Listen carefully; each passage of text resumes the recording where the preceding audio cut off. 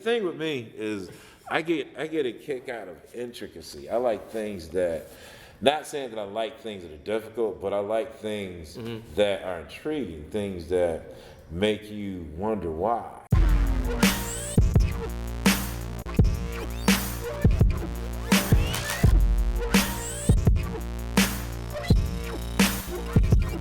Welcome back to a very, very, very special, important Moorish Mud show.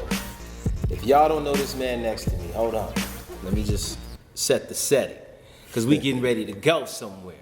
This is into the depths and the minds of one of the originators, creators, dominators, devastators from what I've seen. And I can't even put this man in any particular genre of almost anything. I can only tell you the first time I saw him doing this Agent X thing. You know what I'm saying? DJ. I'm talking about cutting it up, the jams, dance flow, pack, rocking, like, who is that? Who is this?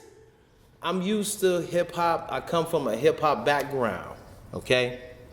But what a lot of you Detroiters do not understand about music is we have a huge genres of libraries and stacks and soul and funk and house and techno, progressive. I can go on and on. It's probably some that, look, I just heard about Italian disco. Look, this is Mike Clark, okay?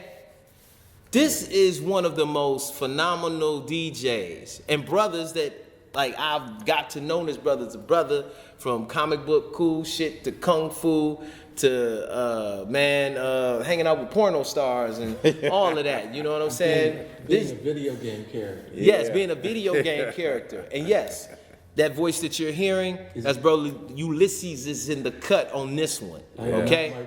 Yes. This is not the imagination or friend or this. We ain't got no special effects going on yet. But yes, Ulysses is in the cut. You know what I'm saying? Yeah. And he's definitely going to be chiming in on this a special Moorish Mud show.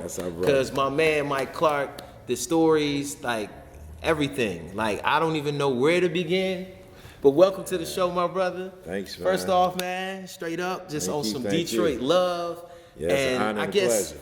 Man, let's just start with the music. The bag came in. It's on Moorish Mud show. Unboxing them alone. Ooh, look at what that is right there, baby. I see that right there, baby. Ooh, what that is right there. Ooh, nicely done. Okay. Ooh. He's right here too. Yeah, that's the cotton right there. Jeans we on. Easy right here.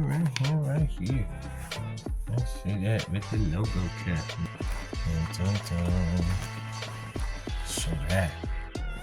Ooh.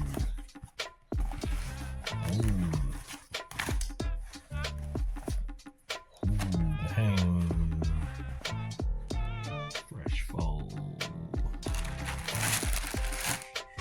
Long sleeve on. Shout out to Maurice Malone for sponsoring the Moorish Mud show. Over 40 years in the fashion industry, the original style of Detroit hip hop, bringing it back to where we started.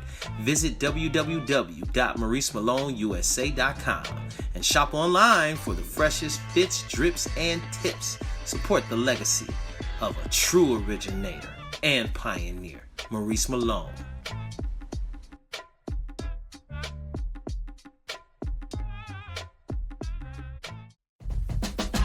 The most anticipated hip-hop album of the decade, The Rhythm Kitchen, produced by Reno made this beat.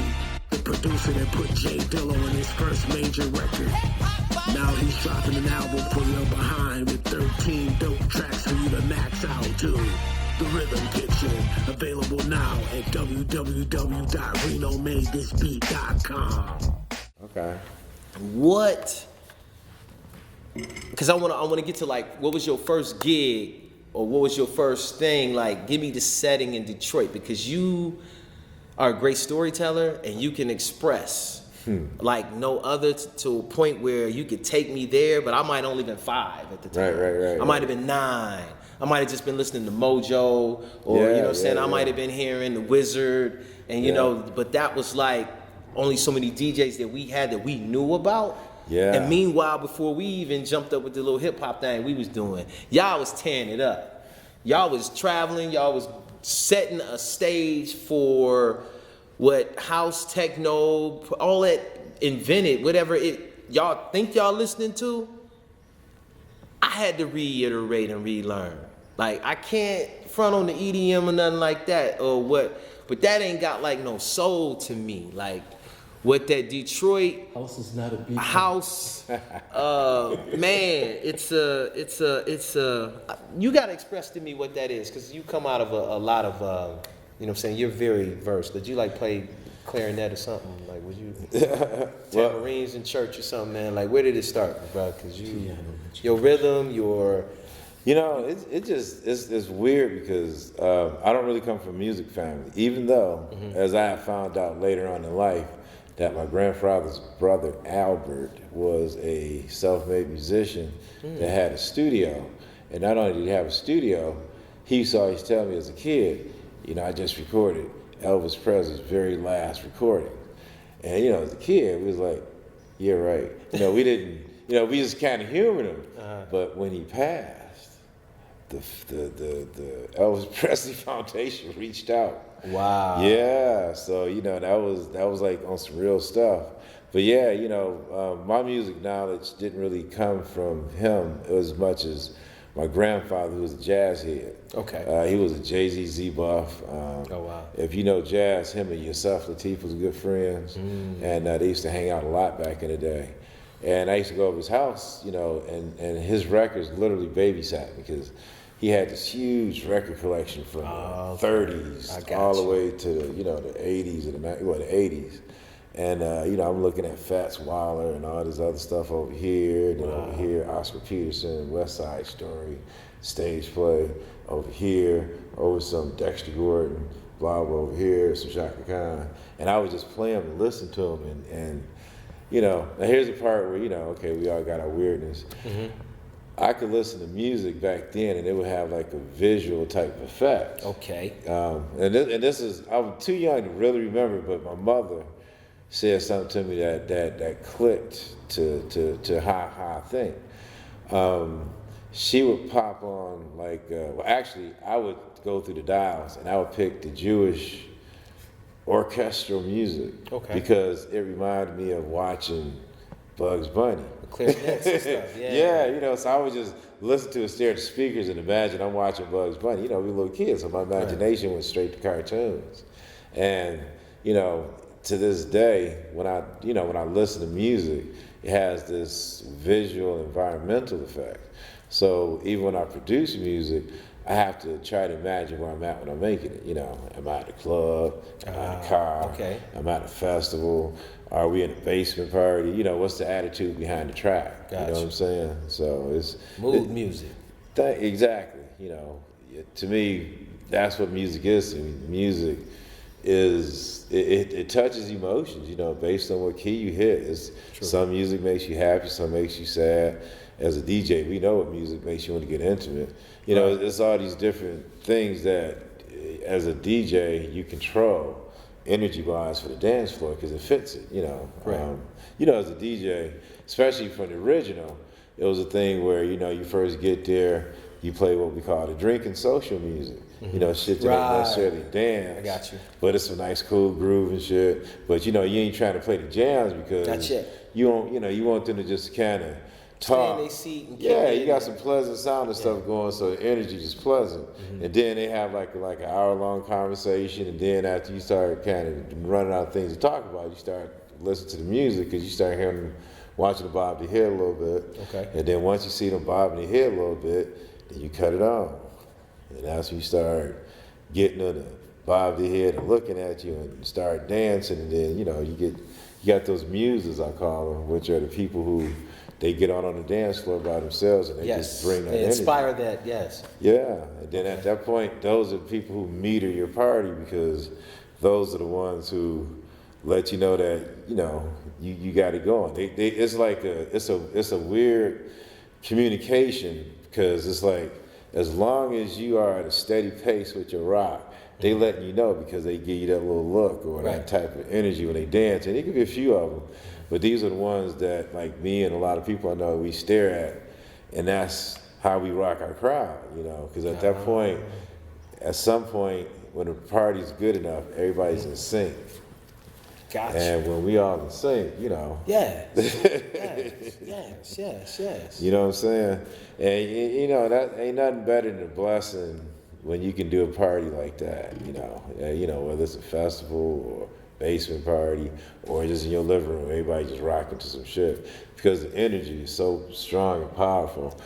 Coming from a DJ standpoint, to me, that's what I call love. Because the energy is powerful, it's perfect, we all in sync, we all in harmony, ain't nothing bad about it. To me, that's what love is. It's like a force field. So you saying you like a force field sorcerer, magician on the turntables, and you know what frequencies because you went through, you looked and you peeped the library. Yeah. You was running through the records so you could see the formation of the energy. Yeah. And you can match the tone with the energy of what that is. Like from your heart, you going through the instrument to affect, to move the crowd. Yeah, because, again, these songs have moods and they have effects. I mean, you can go to extremes. You got certain songs that represents a lot of anger, negativity, make you want to kill somebody. You got some stuff make you want to have sex with someone. You got someone make you want to dance or just kind of just smile and just sit there and just enjoy. Music has those powers. And, when you at least understand that kind of stuff, you kind of understand what you're projecting out to people. I was taught back in the loft days when we was hanging out, it was this lady who was once homeless that eventually worked herself up to staying at the lofts.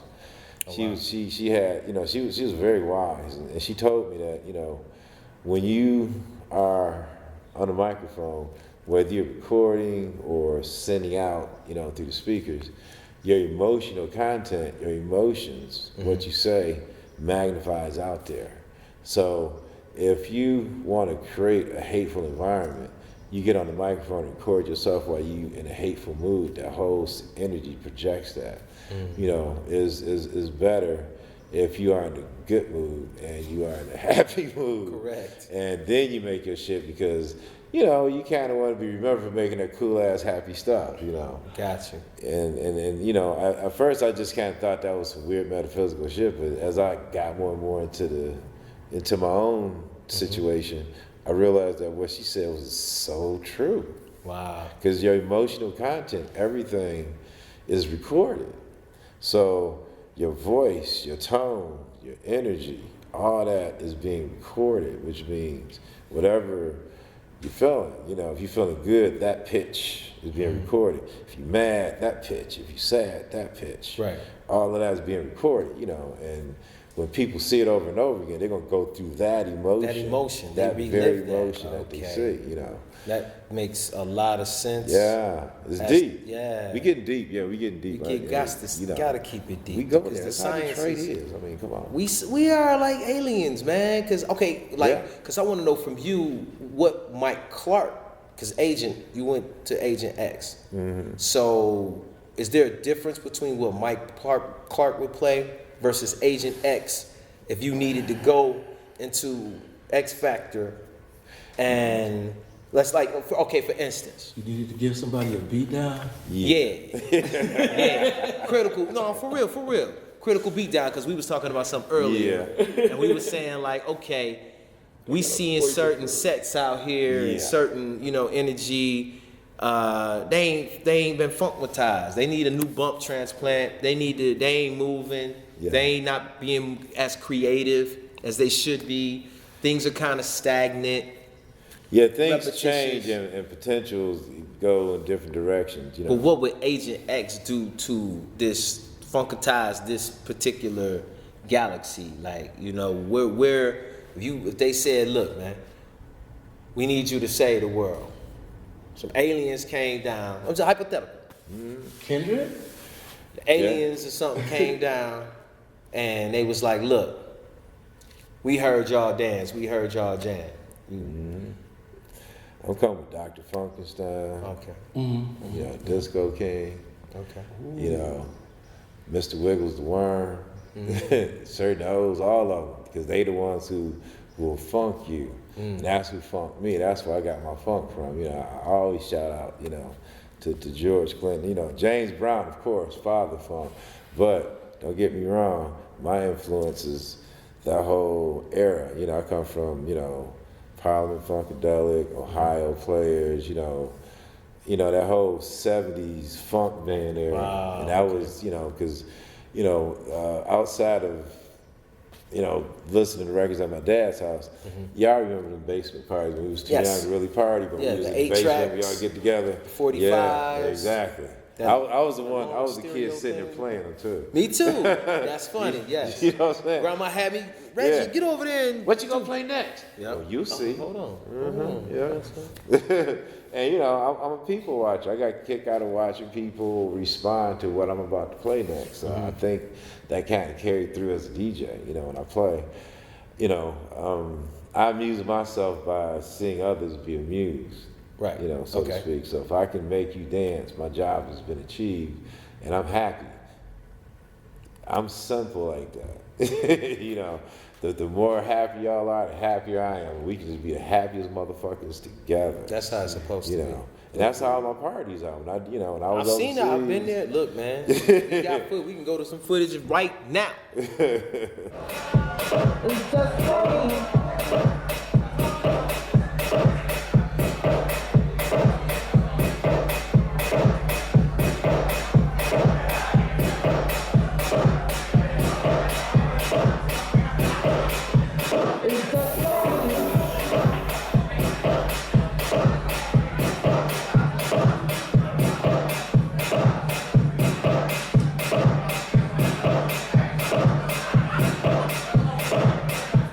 Now we back. You see what I'm saying? Yeah. You seen him rocking. You seen him doing what he was doing. You know what I mean? The man is like, for real, bro. So house though. So you came to funk with him like that.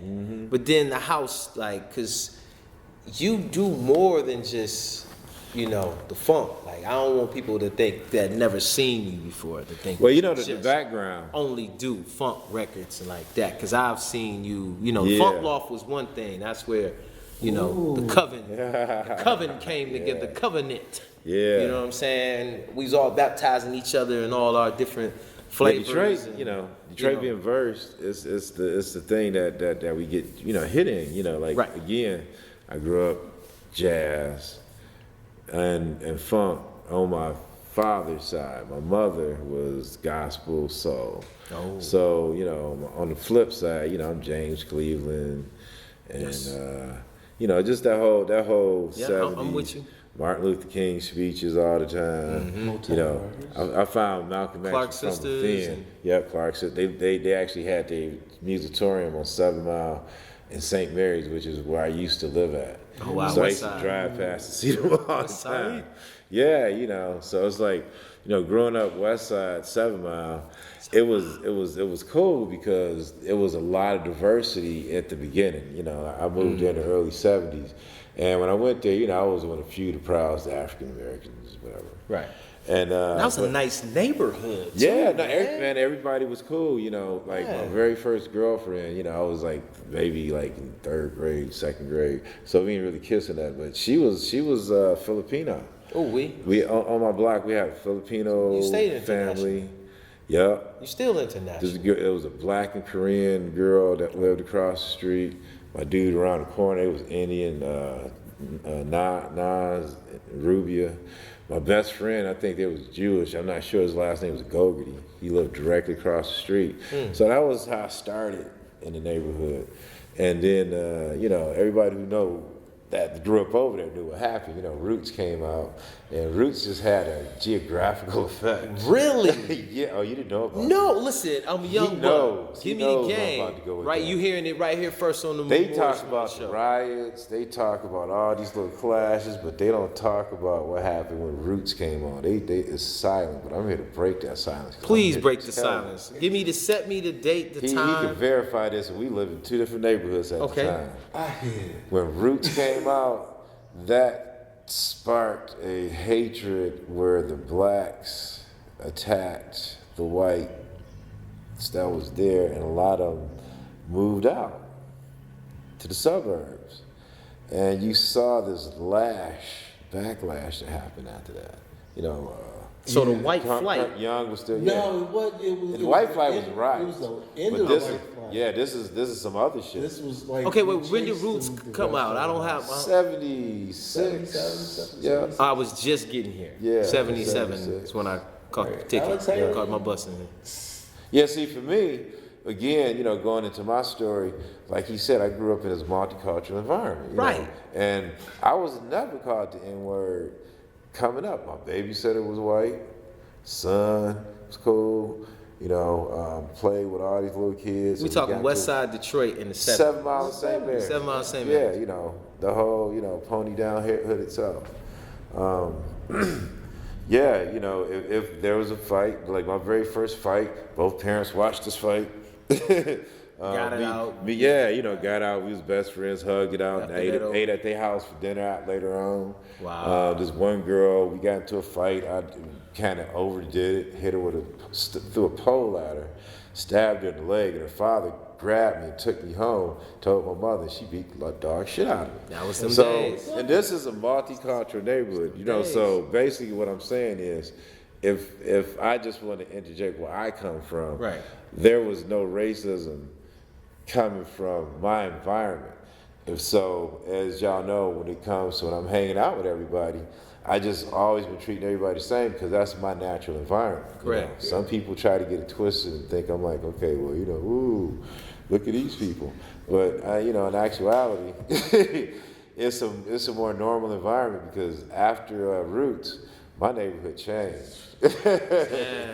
You say it devastated. So Yeah. So basically, the black people, what it was like chips on their shoulders now. So it's like Well, you know, yeah, you know, they they was had. mad at everybody. Like it's like Well, my you know, kids can't the play with your reminder of kids no more or slave something? kicked in, and I was too young to understand that, you know, because to me, Yeah. I'm watching slavery on TV, and that's all I got. This is on TV. Wow, y'all just beating up people for real. That was how young I was, and I had to understand that this actually happened. These were actual people, and then I started reading up on slavery.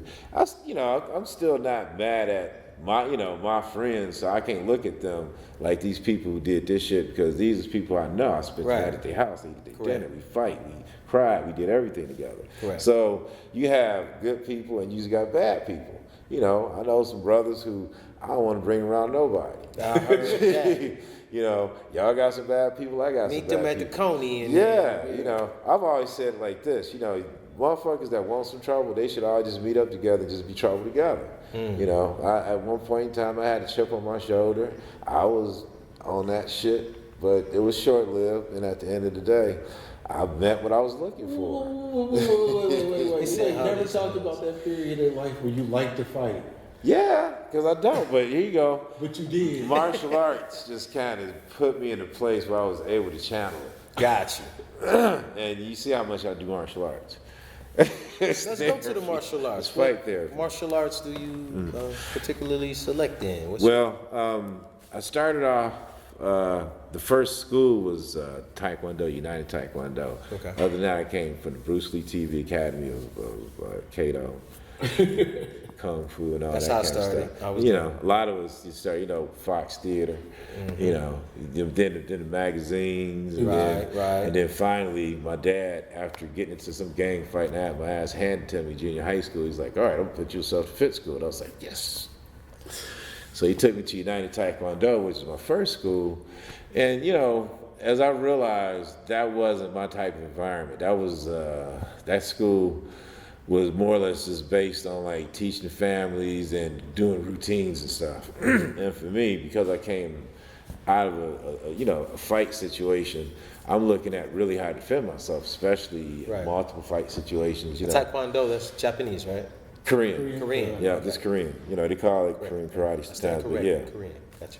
And basically, that was what I started off with. I started at his school, but then there was another school, Master Hua Chong on 7 Mile in Southfield. Okay. He had a little itty bitty school, but these were some bad mofos. I mean, it was a whole nother ball game. They were so bad. Every Tuesday and Thursday at 7:30, you can just walk up in there if you want to fight.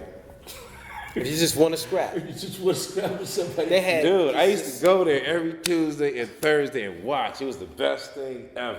What? It was the best thing ever. Because, back in the 70s, everybody wanted to be Bruce Lee. So everybody had a chip on their shoulder. Okay. Fuck boxing. Fuck wrestling.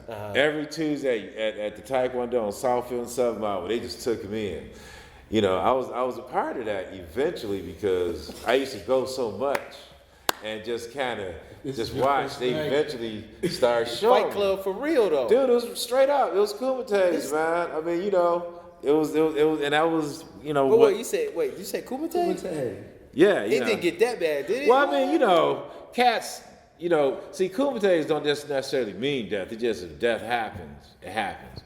But, when you fighting, especially if you are a martial artist, right. You're not going for, death moves and you're not trying to kill them. You got your basic fight stuff. You might be doing some head and body shots and every now and then you might hit some spots, but you ain't trying to nut, grab, throw, in his nose. And some people do that. I mean, because you Some out people do there do in that. the midst of, it seemed like it would be, this is what I have in my imagination from, because I've never heard of this, and our hood was violent. Like, I don't know if people really understand how much we fought growing up. Yeah. Just the boys in our neighborhood, elementary school. Your own brother. Man, my sister, you know what I'm saying, used to, Yeah. you know what I'm saying, and it got to a point where it There was was just no like, age or height. You just fought. it was just going down. I don't know why. Good. Me I don't know if either. it was the chemtrails or whatever they was Yeah, it doing was to us, something. but it used to be. Yeah, I got picked a lot on of because it. I was tall. And I mean, I remember in the fights I got into, everybody agreed that these two little motherfuckers, it's fair to beat me, to fight me. Or this old motherfucker, that's my height, it's fair to fight. So I got caught in a lot of those type of situations. And, at some point I just, I got tired of just not being able to defend myself against certain situations. And after the situation at the gang fight, I know y'all want to know what happened. So this is what happened. What happened at the gang fight, please? At my school, the junior high school that I went to, Please name it. Coffee Middle School. Okay. We was part of this group called Robin Hood, RHKs, blah blah blah. But to be clear, Robin Hood. it wasn't no gang of today's standards. It was just the neighborhood friends. Okay, I got you. And we was just protecting our neighborhoods from these other cats that kept coming in, talking crazy, acting like they can walk in our neighborhood and just do anything they want. Again, we all just grew up together, and basically we just stopped cats from doing some dumb shit, and everybody had little weird names. We called ourselves Robin Hood, which became RHKs, which was Robin Hood Killers, which became RHKs, which later on joined and was part of Pony Down, which was... It's pre-Pony Down? Yeah, this is all pre-Pony Down. Wow. By the time Pony Down came, I was out. When I say out, not that I was in the gang, to be clear, these are my friends. That's we your all hung neighborhood. out. They live across the street around the corner. homie, Yeah, my homeboys. homies, Once that stuff started going on, it was just a little too deep for me. It got- Well, you it go to was a lot of prison. there was a lot of gun shooting. All my Yes. boys turned into killers. And it was just like, why would I put myself in this position? I mean, I was, okay, here's the situation. Without just naming names, because I know that, they ain't cool. But here's the situation that happened. And it's, take it for what it's worth. It was early in. It was me and my boys who, they lived around the corner. We was all hanging out. And at this time, we was at the age of, cats getting into girls. Okay. So, two best friends were basically always hanging out. One was dating this girl. I don't know how it There's a happened, girl, but of here course we we go, all girl. know this stuff happens all along. Always by the. She ended up fucking his best friend. Here we go. And he found out. Wow. So when they found out, Whoa. all hell just broke loose. Whoa. Now, because this is our boys, we not just gonna sit idly by and let it happen. No. because we already came up. Yeah, right. So, You gotta do something. you know, basically, they got into a fight and we broke it up. My boy got pissed because he got the best of him, so he ran in the house. Here we go. And when he ran in the house, he got a clip, ran out, motherfucker, da da da da. And see, for me, and this is some dumb shit that I do. I got involved because I didn't want him shooting him. So I'm like, dude, what the fuck are you doing with a gun? So he immediately turns it on me. Man, fuck you, man. Shut up, man. You stay da da da. And you know, once he did Wow, that, I took that very personal. That's very personal. That's highly personal. And I took that gun from his hand. Oh, man. Took the gun, threw it on the ground. Shit came apart. There wasn't no bullets. I beat the shit out of his ass. So he done got 2 ass whoopings then. Yeah. But it just only got worse because, you know, at that point... They didn't see the gun, everybody... Well, you know, everybody just started getting more guns. You know, everybody started wanting to, you know, sell, make some money, do the drugs. My one boy, he was Tony Montana before Tony Montana. Oh. Got gunned down like Tony Montana. He was like on some crazy shit. My other boy, he did some shit. They tied him up and set him on fire and shot him in the head. My other boy, you know, it was all this dumb shit that was going on. Right.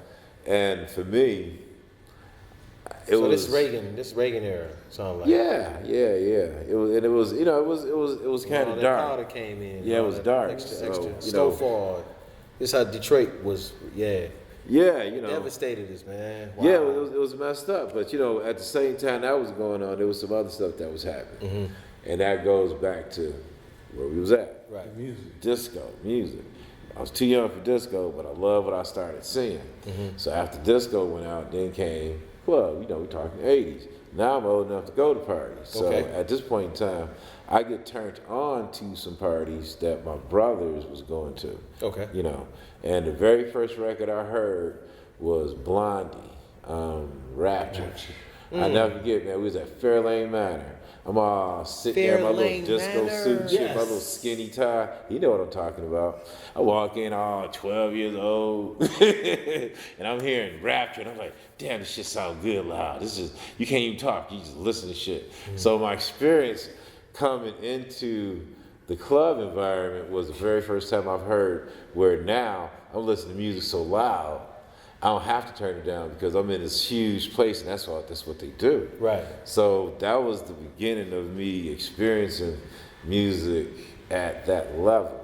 So after I left that club, I just assessed what I reeled in at 12 years old, and I went to the next one the following week, and then I just started paying attention to, you know, we went to Park Avenue Club, we went to all these little spots, and I'm hearing, you know, all the DJs, you know, Delano, Wait. Smith. So you 12, Yep. you sneaking in, basically. Well, here's the thing. My brothers, they were part of the party. Oh, and you this is was the part the entourage. Yeah, this part that I left out, just two. Oh, I was okay, tall for my okay, age, which I did say, but I also forgot to mention. What? At a young age, I started growing hair on my face. He was in like Flint. Yeah, my Ain't brother no didn't grow question. hair on his face, so when I was introduced to the scene, all I had to do was shut my mouth and not let my little 12-year-old voice say anything, and I can get away with it. And that's, I was standing by the DJ booth. So that's why you aging. Yeah, I didn't interact with nobody. I just kind of stayed by the DJ Agent booth, X. and the DJ booth was what I was, my thing. Listen to them play, and then just kind of paying attention to being just enthralled, just looking at what they're doing and being like, wow, this is major. Right. And at the same time while this is going on, I should just mention this on the side note. I met Mojo in junior high school, the one I got kicked out of, the one I got sent to. It was because of the girl I was dating, her mother worked for the radio station that he was there, and he came to my junior high school, and they introduced me to him. I kept a relationship with him. I would call him from time to time while he doing the show. He was nice enough to talk to my young ass. Damn. So while that was going on, as I decided to become a DJ, I told him, call him, hey, I'm starting to DJ. Oh, that's pretty good, Mike. All right, yeah, cool. Get off the phone, little kid. So I was doing that. And so as I decided to become a DJ, and I told Kalonji square in his face, I started getting more and more into it as I started, practicing. The story, if anybody knows the original history, it always starts off like this. I had one turntable that didn't have a pitch. One of them that I bought that did, and that was my first set. And I just worked at, I learned how to pop this record over while I'm mixing this record in. And then eventually my mother and them saw I was serious with it, so they bought me 2 pair of turntables. I picked the Sony T22 straight tone arms, the most difficult ones to work with because I just wanted to be difficult. I got you. I was a rebel at the time. Wow. So I had something, and I wanted to learn how to scratch. I learned how to scratch on bitches. And I got a kick out of being the only one who could, because somebody else would get on there and was like, yo, man, let me get on your tables. Yeah, go for it, dog. As soon as they touch it, it would pop up, because it's the way the tone arm is made. Yeah. It's a certain way you had to scratch on it in order to do it, because if you do it with a sudden thrush, it'll just pop up on you. So I made people pissed. Well, I didn't make them. So you telling me your finesse is different then, because that's not easy. Like, for DJs that understand because I know what you're talking about. Yeah, it's a certain way. The thing with me is I get a kick out of intricacy. I like things that, not saying that I like things that are difficult, but I like things that are intriguing, things that make you wonder why. Right. And I'm going to learn why, and I'm going to figure it out. I'm going to get muscle memory with it. Right. I'm that dude, you know what I mean? So that was my thing. So when everybody was learning how to blend, a lot of people had the belt drives. Right. And they had these other ones. I ended up getting the belt drives eventually as those became the standards. But before that, everybody was trying to figure out what to get. You had all kind of different turntables. And me, I chose those because as we were learning how to scratch and do all these little tricks. Right. Let me see if I can get this right. We was at that age where, cats was hating on each other in a cute way. Yeah. We call it capping. Yeah, that kind of shit. I'm one of those. I used to up under the street corners. I'm one of them to go from the head to toe. Yeah. Tony Roberts. Proof was like that. All the numbers. Yeah, Tony Roberts will tell you that's where we come Comedian? from. Yeah. Tony Roberts grew up in my neighborhood. Ah, wow. Yeah, he knows about the capping sessions. Wow. Yeah. Mike McConaughey, he's another guy that's part of our crew. He was part of the capping sessions. Mike can rip you.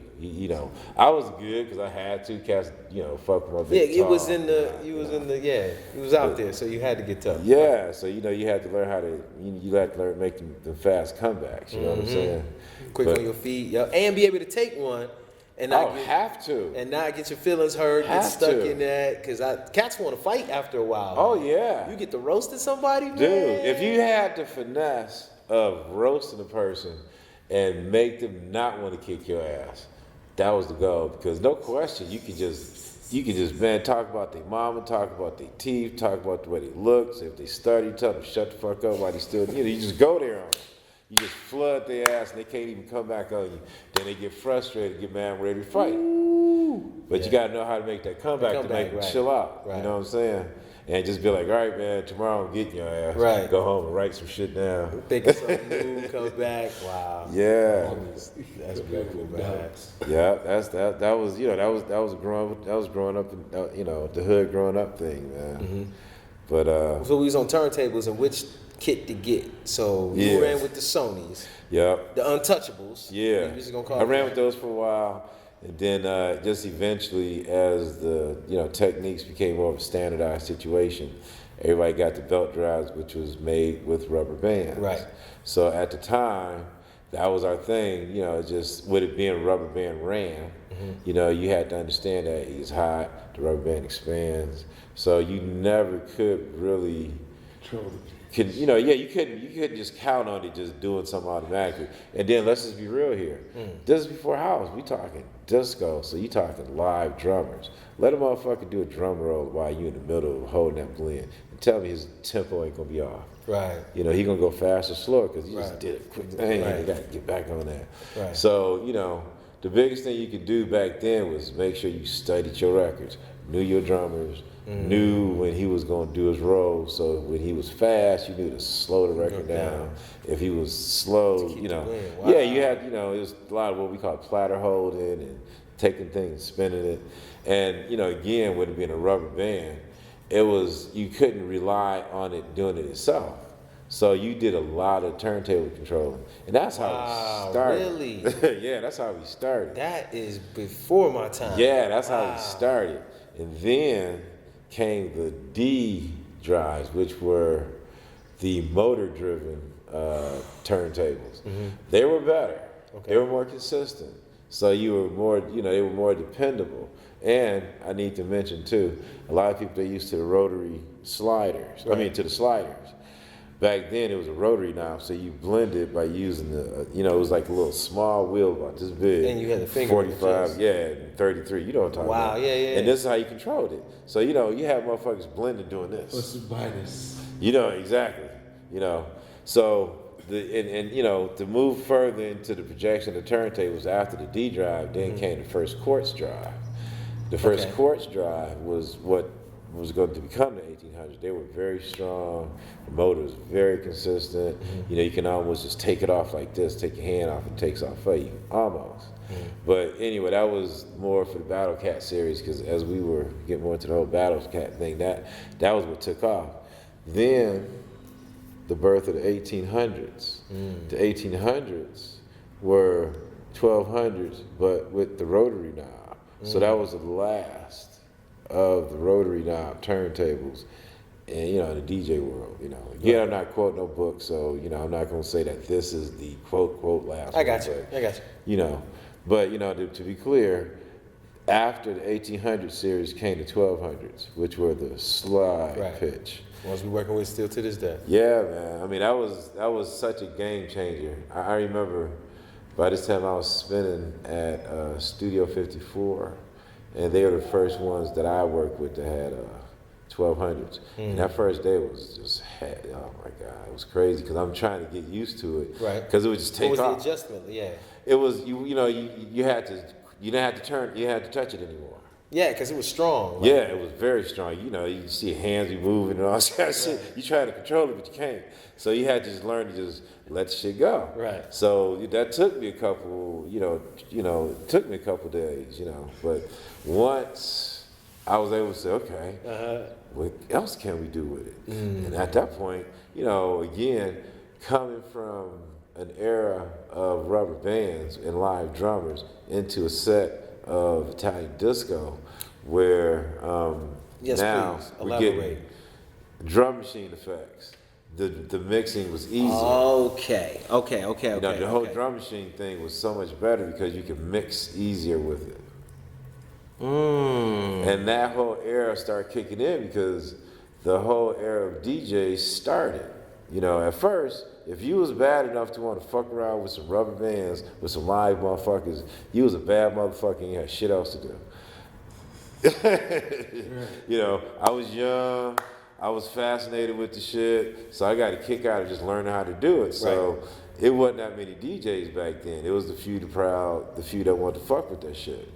And then, you know, as the technology got better, more people started getting more into it. So by the time the 1200s came, man, it's kind of easier for everybody. Dude, you start seeing there was a wave, and I hated it. I was gonna say, was it like everybody's doing it now? Dude, it was like these kids was getting, your era was cool. It was these kids that was getting turntables for Christmas because they wanted to act like a DJ, and these little runts went to the clubs and started posing as DJs for free. And the owners gave them our jobs. And that was the beginning of the end of a whole era that we were creating.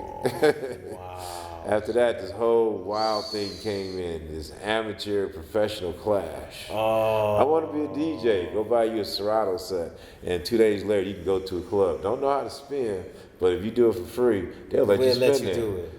Professionalism. So the whole rites of passage. So you tell me, okay, we built the DJ. This is early DJ culture going on. I come from the school of Shaolin turntables. Got you. And you apply the formula though. But this is where I'm at. So you apply the formula. I live by the sword. Still do to this day.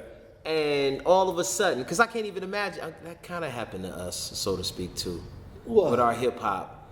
Because it was like, CDs did damage. nah, I ain't saying that. I'm saying with us, like us having like the hip hop shop, Maurice Malone, shout out to Mo. Yeah. Brother Maurice. And inside that shop, it was rules. And so everybody who came and gravitated to this scene knew the rules. Mm-hmm. So we are consistent with our Detroit rules, and then all of a sudden, it was like by the 2000s, it was like, well, you really ain't gotta know how to rap. We kind of just looking for just if you could just stand here and all them complicated words y'all using. Kind of let Eminem just take that, you know what I'm saying? And you guys can like just, I know the drugs and the thugs and the, you know what I mean? Yeah. The Afrocentric thing, we don't want that. Y'all talking that conscious stuff, man. Y'all being too deep. Dumb it down, man. You know, it was like that. So the dumb it downers or whomever who was, I don't know, kind of like didn't have that rites of passage were basically the ones who were ushered into, I guess if you want to say success or record deals or whatever. Because that's they were the targets. the targets, yes. Yeah. Like the target was like, I need to be in his spinning. Yeah. This gonna get my name out. This place can, Yeah. you know what I'm saying? You focus. It's my stage. And you look at who you have to please, and you do the proper channels and what you need to do to please that channel. Right. Good or bad? Nah, that's great, man. That's holy. And you saying somebody just got the equipment, spoiled brat. Yeah. Just come in. I got some tech. I'll do it for free. I watch it. I hear they saw still it. doing that to this day. I heard that. This is part of the norm. I mean, and you know, the whole thing. That's a thing for real though. Dude, I put it to you like this. It gets deeper than that, you know. And a lot of people think I'm tripping with this, but I say, you know, there was a war. There's the majors against the independents. Because, you know, as hip hoppers and house music people, we were all local, we were all underground, so we all pressed our own shit. Right. Because there were those who, and this is from what I saw, you know, I don't know the exact history, so I'm not trying to be that one that's gonna be, you know, breaking this, but this is the part that everybody knows. When house music came out, it was this whole new genre, so it was a big thing. Some of the major labels, they signed some of the artists, but because this is a major label, you know, you're part of this new trend, but we got Tina Marie, we got Michael Jackson, we got, you know, all these people who have a lot more presence over you. And if their release is at the same time yours is, we're gonna have to shelf you until we finish taking care of them, and then we'll come back to you. So with that being said, there was a lot of acts, a lot of house songs that got shelved that was coming out. And that was hurting us because, you know, we were doing our own thing. So at that point, we was like, okay, well, if that's the case, we just gonna do our own thing, period. And then, you know, the hip hop was most popular with it, but the whole sell through the trunk theory is true to light. You know, so we was doing that, and then your mom and pop shop started selling at the stores. Right. Me personally, you personally, like, I had a relationship with the Chicago brothers. There was a group called Hot Mix 5 that I used to listen to. That they were a radio station called WBMX and WGCI, and they had some of the baddest jocks, you know, DJs as far as turntablism. He knows we in high school we used to trade they tapes. You know, people would get their tapes off the radio, cats would sell them. I used to get the motherfuckers and sell them. So one time, my partner Karen Mack, as my DJ partner, she was older. She was going to visit some family in Chicago, and she offered me to go with her, which I'm automatically like, I'm going to meet the Hot Mix 5. And that was my immediate thing. So we get there. I mean, I'm talking, I was maybe there 5 minutes, just enough long. Hey, this is my cousin such and such, and this is such and such. Hey, good to meet you, pleased to meet you. Hey, you know where Hot Mix 5 guys is playing tonight? Really? Can you take me there? I want to just go. So immediately, Went straight to a Hot Mix 5 party that same night. Wow. Met Farley. Met Jesse Velez, Mickey Mixon Oliver, Bad Boy Bill, Kenny. The very first time. And the guy Jesse Velez was the one who I actually got cool with. Jesse Velez, he was he was part of the team. Very good DJ. Unfortunately, he ended up dying shortly after that. But at the same time, I developed a relationship with everybody else, just slowly but surely. Like one time, me and Bad Boy went out to dinner. I stayed with Frankie Rodriguez, Hollywood. I would stay at his house for weekends. We partied. it was ridiculous. We called ourselves the Tequila Brothers. It was me, Frankie Hollywood, and Terry Baldwin. Shout out to both of my brothers. We call ourselves Tequila Brothers, and we ain't got to elaborate on that part. Right, I got you. But yeah, Steve Hurley, he's a great brother. He took care of me when I was out there. Wow. Me and Farley eventually warmed up and got real close. Mm-hmm. Julian Perez, he was one of my better friends, as far as connections, and going back to Mojo. So, through those years, as I kept saying, I would talk to him, hey, I'm DJing. So I started giving him tapes. Okay. And when I gave him tapes, he started playing them. What? Yeah, yeah. So just so you know, he was listening to him. What? Yeah, we were part of his team. As I found out, Juan was doing it, Terrence Parker was doing it. It was a bunch of us that was sending him mixes. And at some point, at the Cotton Club and at Studio 54, he presented this team. He had a DJ night, and he would present us the I forgot what he called us. Some kind of street beat. No, street beats was Derrick and us. Yeah, Derrick May and a whole bunch of other cats. At this time, this is a period where you had a bunch of DJ groups. Wowzers. Yeah, and it was, Break it and down. we was Okay. all competitive. We was all competitive, dude. I was representing Direct Drive, and it was me, Kevin Dysart, and Ray Berry. We were the turntable strong arms. We come from that. Kevin Dysart, big shout out to this brother. Okay, when you say strong arm, you talking about man, move, man. No. When it came to the turntables, like anybody who think they can go through us. Okay. That kind of thing. We were the ones who was like, yeah. And before me, I learned, I was watching this brother, and he was doing shit that you would literally write that shit down because he was doing those repeats and scratching with belt drives and making the shit work. You know what I'm saying? That was slip mats. Yeah, well, you had to slip mats. Slip mats help. But he was so far ahead of his time that, he was the local entertainment. But, I can definitely say from going around the world, seeing everybody around the world, his skills and talents was there. And I'm talking way back then where before I was even doing it. You know what I'm saying? And I was doing it when the shit was right there permeating. I was WDMC, all that shit. Mm-hmm.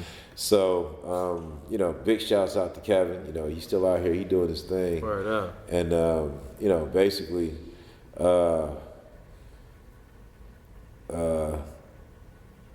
content. Okay, are we going into the contest? Because I know we were talking about the groups. Well, we can talk about the groups too, and because the contest, because I'm interested to how that even got to that. So all the groups that was going on was all challenging each other.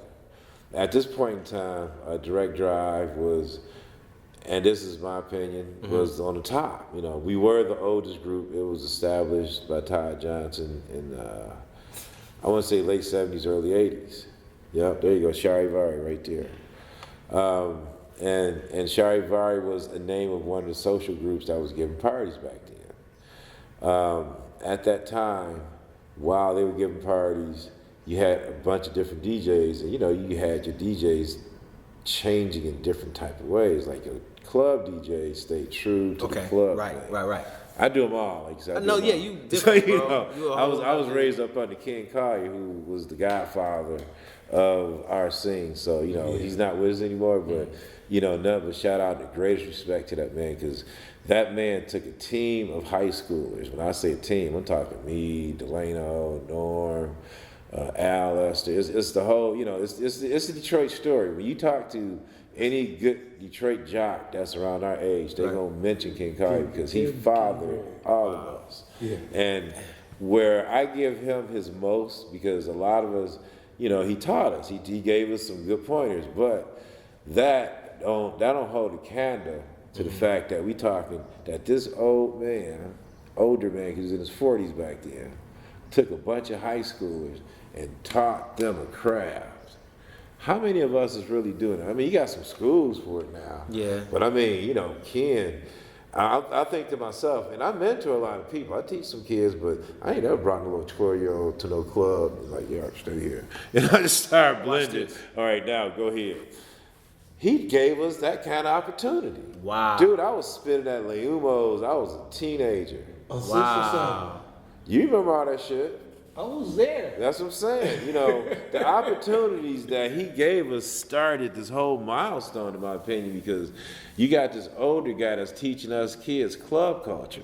And we took that club culture to heart. We were giving get-togethers at each other's houses. I'm running around everybody's house. Y'all living the culture. Dude, we Y'all are living. We are the culture. Yeah, we are the culture. That's it. Because we was taught that way. So we will have parties after school. That sound we like us, get-togethers, and then we start giving the groups. Well, it's a continuation. Yeah. So as we start giving all these parties and they start permeating to all these other different types of things, we also had another situation that was going on. Okay. And this is when they say the house music was born. Okay. It's not even controversial. I was gonna get to that. I'm about to break all this shit down just I was because gonna get it's to that. factual. Yes, please Okay. help. Here's one. Techno and house music. They didn't start at the same time. Techno, the term, the name, was started by Juan Atkins with his group Cybertron. He started it, I'm not 100% sure, but I'm going to say somewhere between 79 and 80. Not 83, 84 when house music came out. It's two separate situations. So on a typical note, write that part down. Techno came out of Detroit, and it was in the early 80s. Everything that was before that was what gave us the music to create techno. Kraftwerk, Gary Newman. I can keep going, but bottom line, this was the disco electronic scene that was making electro music. Right. And, they didn't call it techno. They called it all this other stuff. Mm-hmm. But bottom line, the techno coin phrase came from Juan. And people make a big deal out of it, but it's not a big deal. It's just that a lot of these people make a big deal out of it. They probably weren't there because it was a positive thing, man. I love Kraftwerk, man. I got some pictures with them. I met them. Mm-hmm. Went to their parties.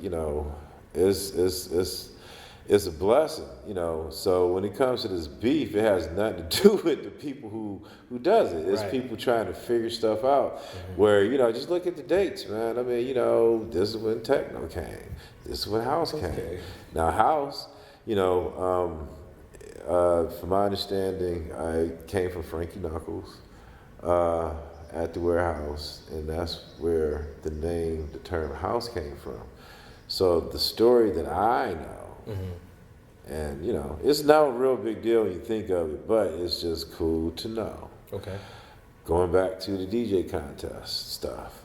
So at some point, Derrick May, Juan Atkins, and Eddie Fowlkes, who was part of this group called Deep Space. Deep Space. Yep. They was on a challenge. Well, there was a new group, New Kids on the Block. They wanted to come in. No, they were really called New Kids on the Block? No, it's just me talking shit. Oh, okay. I was supposed to say, wait a minute. This before they did that? Yeah, let me tell you, man, they started that, man. If it wasn't for them, New Kids would be, I don't know, teen kids. Kids. But anyway, yeah. But so they was going around, challenging everybody because they, new ones on the block. Okay. So they challenged, Direct Drive. Me, Derrick, and me and Okay, Kevin. wait a minute. So when you say challenge, give me the set. Like, is it like, because hip hop, it's like, okay, somebody come in the shop. It could be anybody. They want to battle. You know what I mean? It's similar, but it's not as direct. Because we're not gonna be like, yo, man, I'm gonna challenge you to a DJ beef in front of everybody. But we do, we was giving parties, so you would issue a challenge, call each other up, and then make a flyer.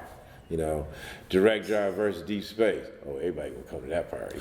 Oh. Yeah, it was a bunch of DJ. King in there. Yeah, it was a lot of DJ contests going on. There was a lot of parties.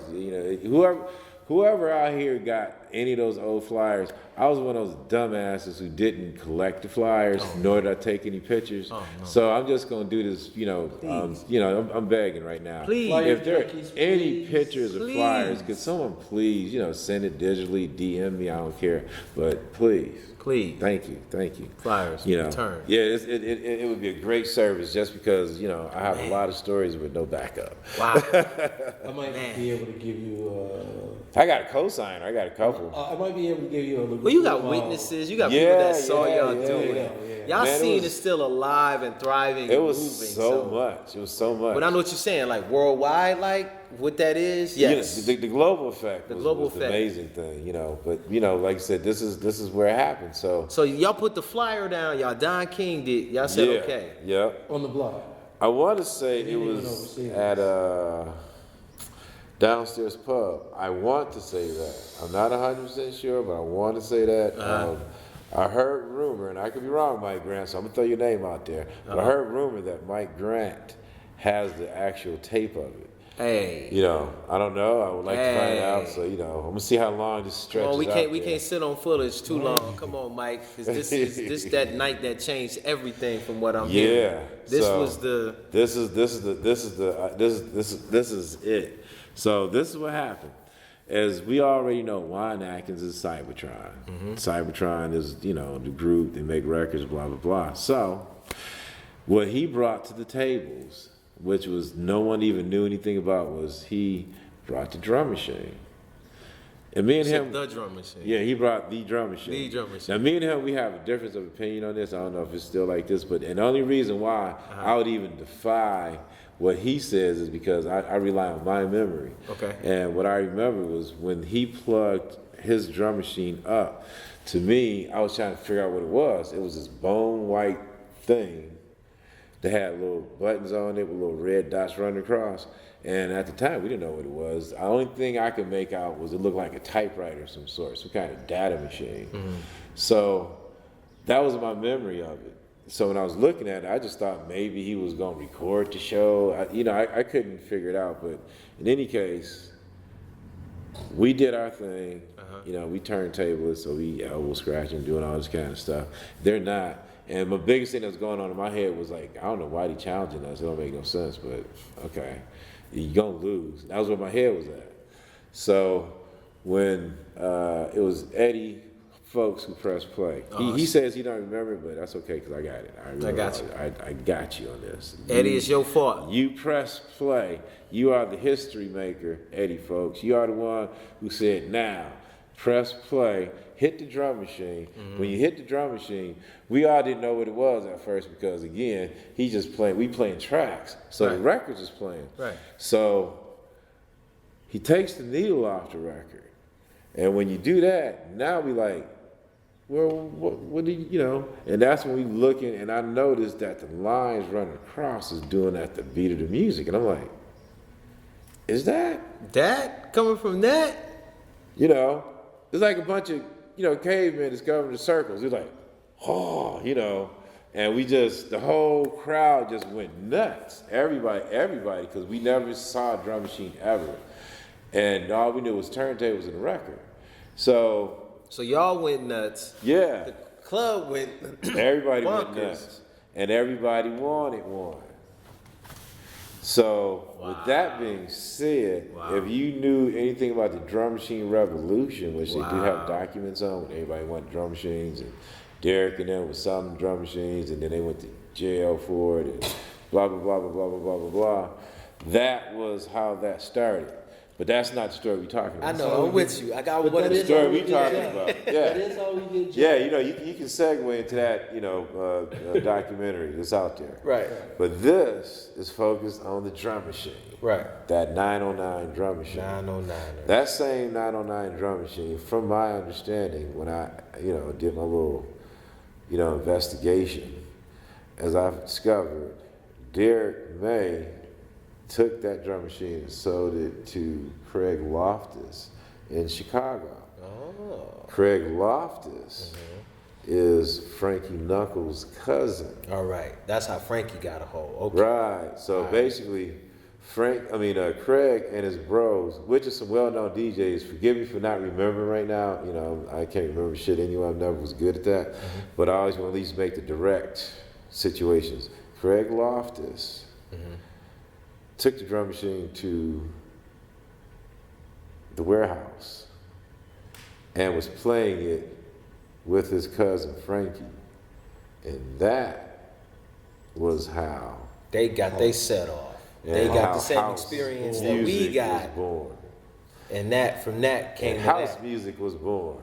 I am. So take that story, you can write it down, you can say, nah, you bullshit, do whatever you want.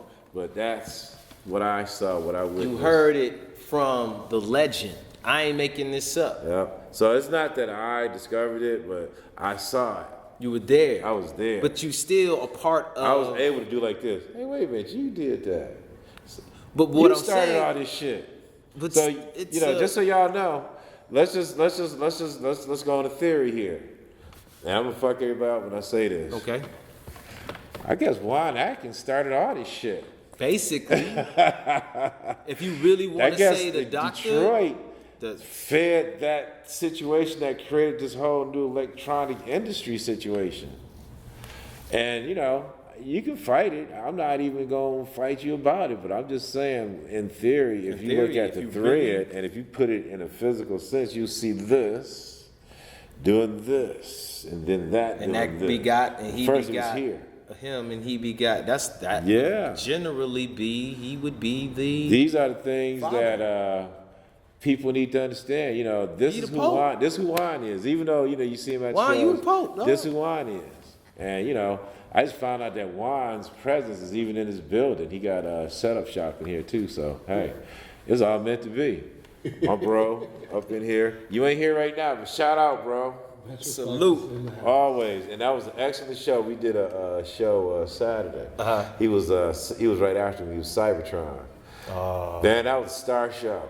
Cybertron, you made a lot of people happy, man. Straight up. So keep it up. He did Model 500 and Oh, my Cybertron goodness. for movement. For real? Yeah, I Ooh, missed the Model yeah, 500, missed but I that saw the Cybertron show. Wow. And Juan was crispy on that one. Wow. Good shit, man. Yes, bro. Yeah. That's good. Yeah. Man, I mean, just that's fascinating. So, okay, all that happened. Yeah. This blows up. Mm-hmm.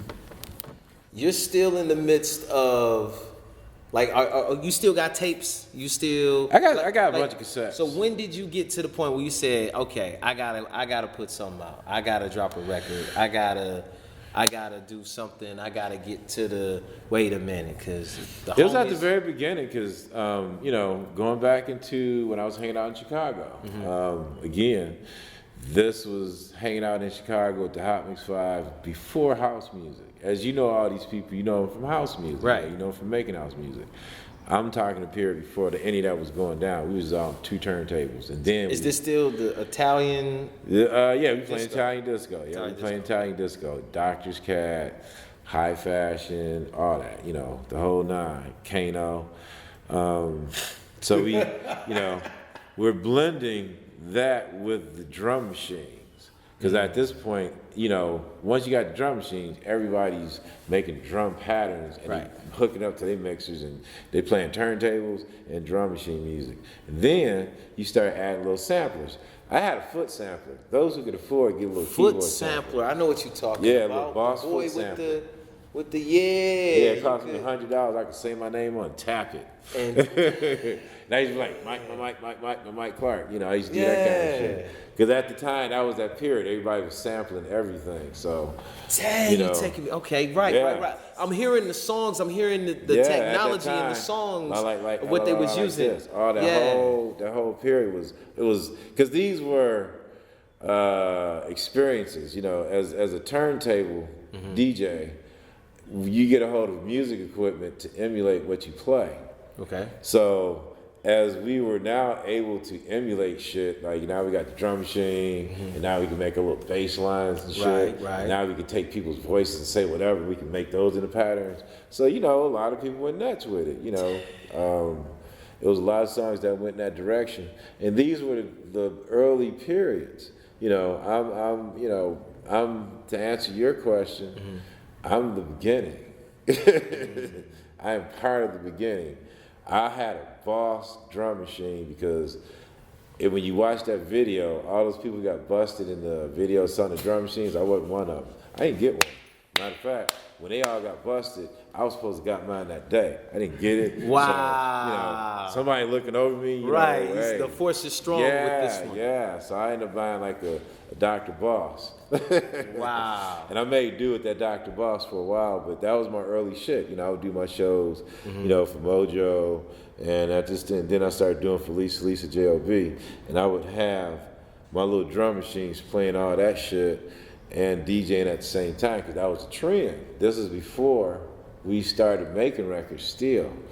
That didn't happen like maybe for like a year or so. You know, Jesse Saunders, as people know the history, made On and On, pressed it into a record and sold it. Now, don't get me wrong, we were pressing up records. These are the stages that we went through. Okay. First, you had the drum machine. Right. And everybody playing the drum machine at their parties. Okay. Then you had like a little bass line machine, about a little, you know, Yamaha or something. And you started playing that. Okay. Then you had that with a little sampler. So you had that and the sampler, and that's when samplers got cheap. So you had a sampler, bassline machine, and drum machine. So you would bring those to parties, and now you're doing all that shit at a party. So you just got your own beats that you're rocking. Right. Still ain't made no records yet. It's just you taking pride in. This is the house sound. This is the... Yeah, this is the house sound. This is the music from the house. And if you know, a lot of people are now releasing like Ron Hardy shit. You know, different people were making things strictly for the house, and now people are pressing them up and putting them out. Wow. But beforehand, you didn't do that. You didn't press nothing up. Okay. Jesse pressed his and sold it because you pressed it, but you gave it to your friends. Right. That was the very beginning. It was the house record. It was you know, this is the shit that we play here, man. This is for you, bro. Yeah. You know, some shit like that. You couldn't buy it at a store. I had to give it to you because I made those. I pressed them up myself. Right. You know what I'm saying? It was that kind of shit going on. Damn. So up until Jesse Saunders decided to actually make it store applicable. And then, you know, I guess, you know, everybody else was like, well, I guess we can do that. I guess we can do that. Yeah, it's just, That is legal, fuck it, I guess. some shit, yeah, Ain't it? hey, Sorta? say, give me $5. You know, Right. That era kicked in. So now we pushing our Hustling. records. Yeah, Hustling. now we pushing our records. I was still hanging out in Chicago. I had the privilege to meet all the record store cats, record label cats at the time. Who was At that shit. time of you was so, man, it sounded like Forrest Gump Rocky. of the... Oh no, I do. Forrest Gump's my name, dude. For real, I call myself Forrest Gump of the scene because, I got the stories. I seen the records. I was bringing the records from Detroit to Cliff at Byright. It was the early stage because Cliff, they part of the mom and pop stores we was talking about. Yeah. Wow. When we go into the depths of the record stores, you have Professional Records. That was the first one. What was the other one that starts with a D? Detroit Audio. Yeah, Detroit Audio. Detroit Audio. Yep, Peaches. Everybody went to those. And, they had a nice dance station, had dance selection.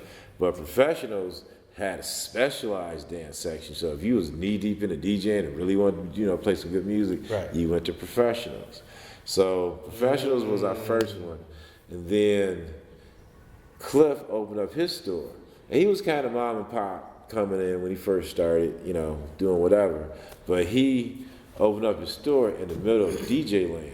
right there on 7 Mile near Audi Drive. Yes. And it's just DJs. DJ land. It's For real. DJs to the Record left of them, stores, DJs yes. to the right of them. People don't know everywhere. about that about Detroit. Yeah, That you 7 know, Mile you know, stretch, 7 man. Mile is On the the west stretch side where was- everything it was people talk about. DJs. Like they talk about 8 Mile, but nah, it was on 7 Mile. It was on 7 Mile. 7 Mile. That's just on some 7 real Mile shit. had all the culture. I Yep. remember that, man. So Wow. with Cliff, because I was going to Chicago a lot, he was getting the records, and it was cheaper for me to just bring them to him versus him doing mail orders. And I got a kick out of doing it anyway. I was still a little kid, Right. And I'm Right, driving to footwork, Chicago all the busy. time. Yeah, make me feel important. Right. So I would just get all the records from everybody because I would because again, remember I got my radio stations with Mojo and all them. So I'm doing my radio stations, giving them records, and he's doing his thing. And it's like a cool ass ring, And then, just eventually, he moved his store and gets bigger, and he got his own distribution, stuff like that. But the early days, it was really this strong Detroit-Chicago thing. We, started really permeating together. Like I was going over there a lot. I started hitting their shit. Eventually, as the record started being made, Kevin Saunderson and Derrick started working with Bad Boy Bill and some of these other cats. So you had this inner mix and mingling of DJs and all this. And this is before New York and everybody else got a hold of us. Now, New York was interesting because how I got to New York, this was before they started doing house. They was only doing electro. Africa Bambaataa and Jazzy J was in a contest with Bad Boy Bill and Julian Perez. Really? Yep. Julian Perez called me. I'll never forget this. Julian Perez called me and was like, Mike, I know how you love these contests. You're going to want to come to this one. And I was like, really? What's the big deal? Well, it's New York versus Chicago. Ooh. Africa Bambaataa and Jazzy J versus me and Bad Boy Bill. Ooh. What I'm going to do is I'm going to play Capricorn, and when she says she's so blind, I'm going to handcuff myself from behind, and I'm going to blindfold myself, and I'm going to spin that shit backwards over and over and over. What? I'm coming just to see that shit. Alone. Yeah. I'm looking forward to meeting New York brothers, but I don't know how the fuck you gonna do that. So, shit. Went down to Chicago, went to the party, and bro, he did that shit. I still, to this day, can't tell you. All I remember was this. He playing the record. Now, everybody knows, you're doing She's So Blind, She's So Blind, She's So Blind. He do repeat. Right. And all of a sudden, bam, he put the shit on. She's so blind, she's so blind, she's so blind, she's so blind, she's so blind. Put the shit on, and while doing this, he still somehow puts a blindfold over his eyes while doing this, and doing the Stevie Wonder where I'm still saying she's so blind. I saw him do that shit. And that was the days when turntablism was at a godly level. You know what I'm talking about. Yeah, those mid to late 80s was battles was at a godly level, dude. That was a godly That was level. everything. Yeah. I wanted to be a DJ. My mama wouldn't give me the turntable, so Man. rap. The House of St. Mary's is legendary for us Detroiters because that was where we just worked at. Dang. But yeah, they introduced me to Jazzy Jeff and Africa Bambaataa. Jazzy J. Yeah, Jazzy J. And they invited me to New York. Okay. So with that invitation, Right. now I'm off to New York. So I go to New York. I meet up with Jazzy J in Africa. Jazzy introduced me to this guy, Chep Nunez. Chep Nunez, he was known for edits, and he was the king of that shit. His slice, razor tape. And he was a good guy. He showed me how to catch the buses, the trains. How to get Took around. me to all the little shows. They had all them, the hip hop. He was always talking about the hip hop standoffs. I was at all of them. Well, I didn't say I was at all of them. I used to go to them because, like I said, they weren't doing house. This is what they was doing. So, even Louis, they was doing electro. We talking the early days. Early days, yes. Yeah, it was all pre-house. So I was on there. Yeah, they were. Think about it. El Now Yeah, Fish. yes. On the fish. Yeah, that's electro, all yeah. that. That was that. That was the era. Man Parish and shit. That was the era. That was the 80s. That's when when I was going over there. So I was all psyched up on they shit because they had this whole other culture. You know what I mean? It was something else. This got that. That's what I was like. Yeah, everybody was trying to figure out what to do. The only thing that we all had in common, we was fucking with drum machines. Yep. You know what I mean? Everybody's fucking And the with drum sound, machines. something was, It was something permeating. different. You was trying to figure it out. We started even doing rock bands like ESG, and like you said, Martin Circus, old disco French bands. But they all had that little essence, like Colonel Abrams brought it out, you had a little rap in there every now and then. They would say something. Yeah, that typical steady 4/4 was permeating through. Yeah. So as we Electro, were creating though. it, You're right though. Yeah, that was it. You are man. setting the record straight here. Like seriously. That's part of being Forrest Gump, man. You was there. Wow. I got pictures to back it up. And again, I always say this is according to me because everybody got their own story. Everybody got their own tales. Everybody got their own twist. But this is what I saw. Right. And this is what happened in front of me. So, going back into New York, he showed me, everything that was going on over there. And then I started hanging out. I got a chance to meet, everybody from like Third Base, Ice-T, Jazzy Jeff, and Will, because they were all doing these little rap battles all the time. So that's what the regulars that was around that was doing their thing at that time. Philadelphia to Right. Dude, it was, because they was all near each other. So, for me, I was just like, oh, wow, it's crazy, because I just would leave the house because I just want the experience. You Right. know what I mean? I mean, you in New York, man. Come on. Look, when I went out there, I was living with Maurice, man. It was, culture shock. Yeah. It was not unlike anything I'd ever seen. I'm like, wait a minute. It is a total culture shock. I didn't want to go to sleep. Forget the city didn't want to sleep. Mud didn't want to sleep. Yeah, it's so your energy, you don't sleep. There's always something to do. Grab a Always slice of pizza something if you do. need to get something real Dude, quick. you step outside. Man. Everybody.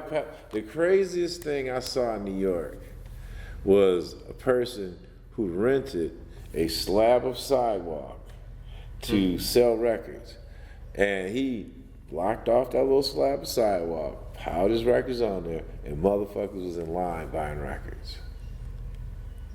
That's New York. They were in space. They take advantage of every Dude, piece you of see space. a little small, like 2-building slip, and somebody made that into they selling some food or some shit. Something. Wow. that's all bad car. Dude, Hey, New York is like that. that's why they came here and just dominated downtown. Because they could see the space. When they discovered all the Too much space they got space. here, It's like, man, and the we people fill here this discover in. how much money they can make from them, why you think we got pushed away? We wasn't thinking like that. We was enjoying our space. We enjoying, I'm paying like, $1,000 for my big ass loft. My shit as big as this, you remember Too that much big one? space. Yeah. And I was comfortable. And cats from New York was hating. Man, how the fuck you gonna pay that? And you got the river view? And I saw my advantage and I understood that. So when the great takeover took place, I knew I was gonna be a prime target. You know what I Yes. mean? Sure enough. Because they had turned that 1 into 3. Dude, they charge. raised my rent 3 times as much, and I was like, I'm out. And then New Yorkers came in, or whoever. And that's cheap to them. Exactly. They made the new standard of downtown. New Yorkers, Californians, everybody who wasn't from here that was used to paying high rent can now move here at an adjustable rent. Or some kind. I don't know. All I know is I got kicked out. That's all I got. You said the natives was. Yeah, I got pushed in Midtown. Back to the apartment building. Here, I got pushed here. Right. And then eventually that got pushed out. But it's interesting when you look at gentrification in the face. You know what I'm saying? yes. When you see it in the face, it's staring at you. You know what's funny? Somebody who told me that a long time ago, Jerome Mongo. Shout out to Jerome Mongo. What up, baby bro? He said that when the projects stopped in New York, he said, watch real estate. Watch whatever New York does, eventually will cross over. And then wasn't no more projects. Then it became townhouses. Then they became condos. Same thing in Chicago. Everything. So the space, the Green downtown, became. all of that is going to change. Yeah. And then once the rent start going up like Put that, names like Commons behind them and all this Yeah. other stuff. Take the project name off and put Commons and all this other names. Plaza behind it. or- Yeah. So the Jeffries with all the Motown names. yes. All that. Bring some Now- more now you peaceful, wanna go relaxed visit food. Now you want to get, you want to see Peterborough. Back in the day, nobody trying to go on Peterborough. Even though people don't know the ghostly history behind it. Right. I don't want to go. There's places in Detroit that I don't want to go because of the ghosts. Yeah. So a lot of that going on. They don't know the hood haunted. They moving in like poltergeists. Yeah. They have no clue. They don't even care. Nah, they don't. But when They just know it's good prime property and now we own it. we're here now, You just have they go ooh. Like I'm not going to the glass house. You don't belong here, boo. Right. Get the fuck out. You ain't spinning no records. You be hearing some ghosts saying, 7 miles. Get the fuck on. You be hearing some little jingle boots in the background. He said jiggle boots in the background. Right. It'll be no I'm at you, chains. my ghostly bitch beater. Right.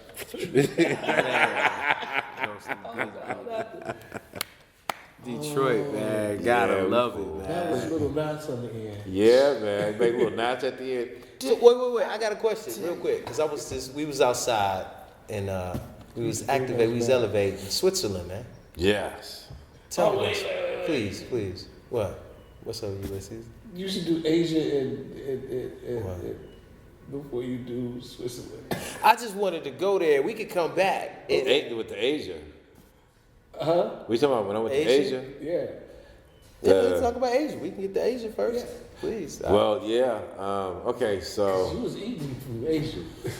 Yeah. When I did the Asian tour. You talking about the last one I did when I hit every place or when I went? See, the last one. The last one No, he it's done. like there's been a series. That's why I said we start with Over- Switzerland and it then starts with Switzerland and work your way back. and then we can go Yeah, I back. can go backwards. We Okay, can go so backwards. my most recent trip. Yes. And this is a blessing because don't get it twisted. I ain't been out in a while, Okay. and it just felt so good. It's been over a decade since I've been on tour. Well, in Europe, because the Asian tour was 6-7 years ago, maybe.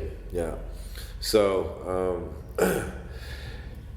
it was an experience, and the cool thing is, if you want to experience it, apparently I sent out enough pictures on Facebook and Twitter, to tell you the whole story because it was a 4-place tour.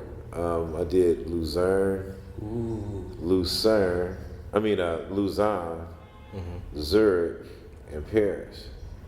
Petty. Yeah, and I stayed in Zurich, so basically, it was, cool to take this chance because again, you come from my perspective. I haven't been out in a long time. I have not been on tour. Most tours is like a week, maybe 2. Those serious tours is you go for like months. This is like my first tour where I'm going to be gone from the house for a whole month. Right. So I had to get my head together, like, okay, I'm not gonna be home. We're gonna take care of the cats, my girl, all that kind of shit.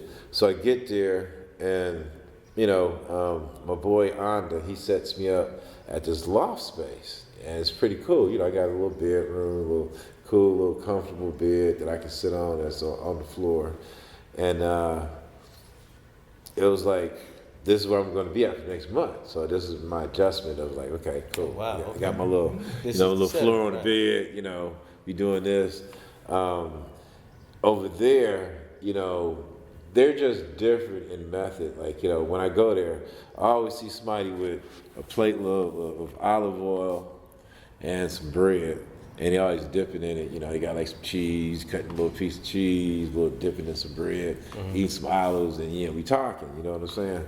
So you kind of get used to eating olives and all that kind of stuff. It's and I don't know to say if it's safely. Is it the Italian Swiss community mostly, or if it's just the Swiss community itself? Because the Swiss community is very diverse. Like it was like almost when I first grew up on my street, St. Mary's, it was diverse like that. Oh wow. Yeah, dude, it's like I was hanging out with the Italians, and when I went to Lausanne, I was hanging out with the French, and it was just France in that bitch. Just left Paris, and I felt just the same when I was in Lausanne. And then you have like the Germans, you know, which is the ones I'm mostly with. So I'm hanging out with mostly German speaking and Italian every day. So it's like you're hearing straight up German, straight up Italian, and a little bit of blending in when they talk to you. You know what I'm saying? And this is what my constant is. And then every now and then, you know, somebody else from another place come in. So you hearing all these foreign languages everywhere on the constant. And when they speak English quite well. So there's no dialect. It's not like issue. a hard accent or anything. Yeah, it's no hard accent at all. So you know, it's totally livable. You accept this point where you're like in this total Benetton situation because all your languages is there. They have a lot of Somalians that just moved there now. So you have a very strong Asian community, a strong African community, a strong Italian community, a strong German community, a strong French community, and they all work together, you know.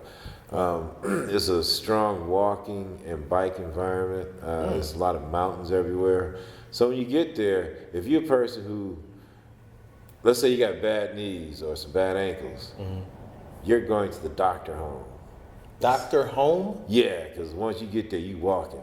They're going to strengthen all your shit. It's mountains. And they don't see here, we go from house to car to house, or store, or theater. We very seldomly just walk. This is the kind of shit they do over there. We do the gigs. Now, you know, Detroit is one of the very few places that close at 2. That's the Detroit shit. Right. Most places close at 6. So I'll do my gig at 6 in the morning and, you know, party, got a little drunk, a little full, did this, did that. And most of the time, you just get in the car, pass out, or you go to a restaurant. Nope, we walk home. About 2-3 miles everywhere. You walking everywhere, man. I'm talking. We walked up the mountains, walked down the mountains, walked to the store, walked over to, you know, Susie Chapstick's house. I mean, just dude, you walking just to be walking, but the whole walking from the club thing was crazy. Wait. I got a question. Are y'all carrying gear while y'all walking? It took me back to my childhood when I used to somehow go do parties all the time before I could drive. Wow. I still think to myself, how the fuck did I walk around with 2 turntables, a mixer, and speakers, and records? You had to. Dude, I don't know how I did it, but I did it all the time. Milk crate. Yeah, you remember that shit, Peaches crates? And, you know, you just get used to this situation. Wow. So the first week, I was bitching like, man, I know I'm 58 years old. Got me walking around like this. You know, I'm old. Man, my legs all fucked up, my knees, my back, I went through the whole thing. But then the second week, I just stopped talking because I'm like, you know, I ain't gonna, why bitch? This is what they do. This is how they roll. They walk everywhere. They'll drive their cars and they'll park it and then start walking for miles. It's that kind of situation. So they saving gas? I mean, it's just how they roll, dude. You know, they in tune with the health thing, and I give them this. Okay. They don't do too much petrol. Walking is good for you. That's why they walk. That's why they ride their bikes. They all got the fresh vegetables. You know, it's the French, it's the Germans, it's the Italians. Dude, they so proud of how fresh their shit is. Wow. This is the best in the land. You know, we made this ourselves. You know, get me fresh, you know, all that kind of stuff. I did that for a whole month, you know what I'm saying? And I mean, y'all probably saw, I went to this meat place. When I was in Luzon, there's this restaurant that all they serve is just meat. Yeah, steak and fries. And I mean, that's just the wrong fucking thing to take Mike Clark to. I'm just saying, you know, everybody who know me know I don't need to be at a fucking meat spot. I fucking, you know, we went in. Dude, I went in deep. Dude. Triple Whopper. It was all. He said triple Whopper. It was all sirloin beef. Oh yeah, I mean, you know, that's so just fresh steak cut. You know, a little pink in the middle, soft, juicy, and inside a bed of fries with all this gravy sauce underneath it. So you just scooping that shit up. And it was sinful, man. Y'all didn't have to see that. Yeah, you don't want to see that. It was a crime scene. Had to put white chalk on over the fries and everything. It was fucked up. White chocolate over the fries? White chalk. You know, when you die and you use chalk. It was a crime scene. Yeah, it was a crime scene. It was that kind of shit. It went down. Yep. Killed some shit. So, you know, it was the eating was amazing. The vegetables, the and you could taste the difference between. This America. That's what everybody's saying. You gotta get out more. I mean, if there's one thing that I can tell you, the rest of the world is built on quality. We're built on quantity. So when you look at what we get manufactured to us, it's coming to us from a quantity situation, which means it ain't about what you get, it's the fact that you get it. And there's a lot of cutbacks. So you have a lot of things that we are missing in our nutrients, in our food. That, a lot gets sacrificed through that process. Yeah, that mentality alone dumbs down what you intake. So when I'm out of here, especially if I'm in Asia or in a food what was that crowd like, place. the food in Asia? What was Oh my God. See, they take real pride in their shit too. So, you know, I would say the most extreme thing that I had there was their crabs. Because they got these Japanese king crabs, and them motherfuckers like 10 feet. They got arms like this long. So if you can imagine eating a crab leg this thick. This shit, they don't talk about this kind of stuff, you know. Like 10-foot crab? They killing dude, it. I'm not bullshit. You go to a Japanese zoo. And wait till you go to their crabs. They fucking bodies this big, and they got long arms, and they're looking down at you. You looking at their feet doing this. God, these fucking aliens. Look at this ball. And they all like this, humping around. It's the most insane thing that they don't talk about. Get some butter and a bib. And dude, all you gotta do is just tackle a limb. Just be like, hey man. You don't need that. I heard y'all can regenerate, and you can eat you can eat off that one motherfucker, dude. Feed family too. I mean, just one little limb. You know, you can chop that bitch up into little crab leg steaks, and it's like the size of a big ass biscuit. It's just insane, you know. Like we talked about earlier. Another thing that they don't talk about that goes down in Japan. It's this city called Nara. Nara. Now you know where I'm about to go with this, because I was blessed to live there for a bit. I was dating someone from there, and I got a chance to stay with their family. And this is before I started touring there. When I started touring there, that was a whole nother episode. But while I was there, I got a chance to see some, you know, what I call in-house shit. You know, some Japanese cultural stuff. Okay. And one of them was going to Nara, and Nara, spelled Nara. Is the holy city of Japan. So that's where they have the great big temples, where they have the great Buddha statue where his toenails about the size of your body. Wow. It's just huge. It's just huge. I got all the pictures. I don't have a moment, but I can show you. Yes. Yeah, that's another story. Plum Blossom Fest. Plum Blossom? Yeah, they have a Plum Blossom Fest. That's a whole other thing.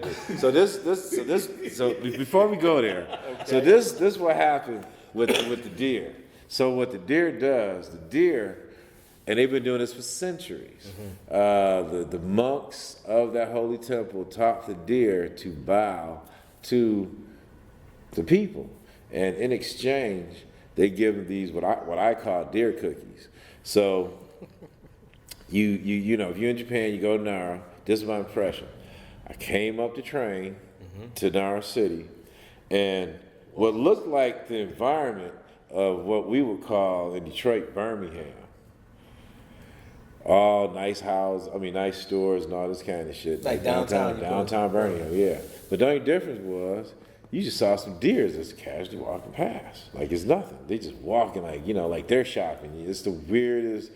And you know you ain't no drug. You can't smoke weed out there, so you know your mind is, sight. It's sane. Okay, is it like a gang of deer, or are they like 2 over here, 3 over there? They just chilling like. Yeah, like Sims or subtles. something Yeah, you see them like kind of sparse. Like they ain't like going in groups. I never seen like a group in a bar or nothing like that. But they kind of sparse. You just kind of hang out like individuals, and you go there, and if they see you got some cookies, and if you eyeball them, then they walk up to you and they'll bow. And upon bowing, you give them a cookie. And every time you bow to them, they expect a cookie. So that's the relationship that you have. So, it's cool from a, tourist standpoint, from entertaining, and if you just kind of curious about some shit, like me, I was like, that's some crazy shit. So, as submissive deer. Yeah, exactly.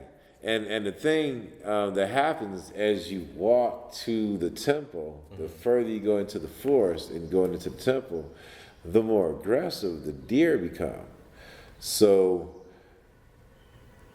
when you're in the store area, where I say, all the people hang out at, they're all conservative, everybody chilling, like, deers with ties on. They just, conservative. The bourgeoisie. Yeah, the bougie deer. Bougie deer. Now, when you step into the park, you got the more desperate deers. They're kind of more looking at you like kind of eyeballs. Park strangler? Yeah, that kind of shit. They plotting on you? Dude, they be having like little hoods on and little different hats Do-rags, on and shit. They got colors and shit's crazy. They're raising flags. Yeah, man. And don't give it to the wrong one, man. They'll sack his ass. So when I was when I was feeding them, I kept noticing the further I got further closer to the temple, the more aggressive they got. So, like by the time the temple was visible, they mugged you. Dude, I think I even got some pictures. It's like, it looked like a whole bunch of, like little kids begging for money. They just swarmed you off of this damn cookie. And it's like you can't even give it to one because like 1,000 miles coming at you. So you end up just throwing it in the air and fight amongst yourselves and all that kind of shit. Wow. Yeah, it's it's a very extreme experience. And then you finally make it to the temple, and then you're looking at big ass toes of Buddha, and looking at all the big statues they got there. And then as you get in your second form of marvel state, because it's so beautiful, just the way they keep it clean and the way it looks, and it's like the movies and the TVs don't make up for it. Nah, like it's real high. Yeah, it's just one thing to see it on that, and it looks beautiful on screen, but man, when you're actually there, you get a chance to experience the energy and all that shit. These big ass wooden statues, and you think of how old they are and the history behind it. It's deep, way deep. Ancient cultures, man. Oh my God. And you can play a set. Time to do house music. Right. Yeah. Time for the banging in the temple. Right. Now Kyoto. Now a lot of people, if you're not sure about, if you don't know about what goes on, Kyoto doing Cherry Blossom Festival, it's a real big thing over there. Okay. It's a time of year where they celebrate the cherry blossom harvest. And basically, in Kyoto, they do this real big thing where they set this kanji on fire. It's like a huge kanji signal, which is a letter, a Japanese letter, and they set it on fire out there. And you go to that, and just a lot of people that go there. And what he's laughing at was when I went there. It was some crazy shit. So the first time I went, I was in this train, and I seen this dude. He had a kimono on, right? Okay. This dude had a Gucci kimono. Stop it. Man, pimps could. I'm telling you, he beat out any pimp around. This dude had the Gucci hat with the Gucci kimono, with the Gucci sandals, and a Gucci cane. I was like this. I'll be damned. Gucci. Yeah, man. For real. Oh my God. I wanted to ask him for his tail. I wanted to do that. Like, oh shit, I'll be the shit in Detroit. Fuck all y'all pimp shit. Check out the pimp in my ride. I'm kimono down, baby. So dumb. Yeah, dude, you can't fuck with that. Got your little pajama pants and your motherfucking shoes. Fly. Dude, that's you wanna do some pimps? Come on with some Gucci kimono gear. I'm here to tell you, that's gangster. That's gangster. So the other thing that happened was, as we were going to the area where they were doing the parades at, another thing that happens, and I don't know if it still goes on because a lot of people go there now, but when we were going, they just kept trying to call us different people, and What do you mean, like Puff Daddy? Yeah, before that. O.J. Simpson. Yeah, that kind of shit. Dennis Rodman. That kind of shit. Michael Jordan. I was a wrestler. I was a boxer. I was an actor. And one time, this cooked up me and my brother's Belle Biv DeVoe. My brother do like one of those guys I find as I thought about it. And I don't do ball, but it was some basketball player that my brother looked just like. And they thought that was him. I didn't know what they was talking about. I was like, you do look like him. Yeah, man, let's play this off, bro. We might get. Dude, we was getting away with it. It was so much crazy shit. Wow. So, there was a street thing, a little street parade, right? And they had all these monks. These monks was on these bamboo, it looks like this, made of bamboo, and they all sitting on it.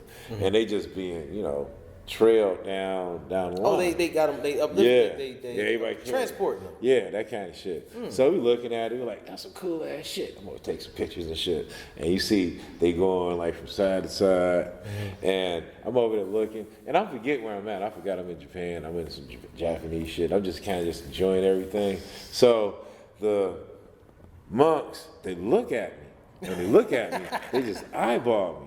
And when they eyeball me, they ain't taking their eyes off. Like, they zoned in on me. That shit freaked me the fuck out. Because I'm like, sitting there like, oh, yeah, What'd I do? And they come also, hey, what's he doing here? And I'm like, uh-oh.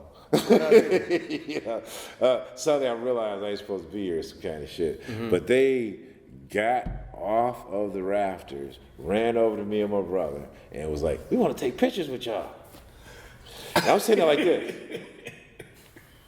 I don't know what I did, but okay, just don't kill me. I don't know what to think.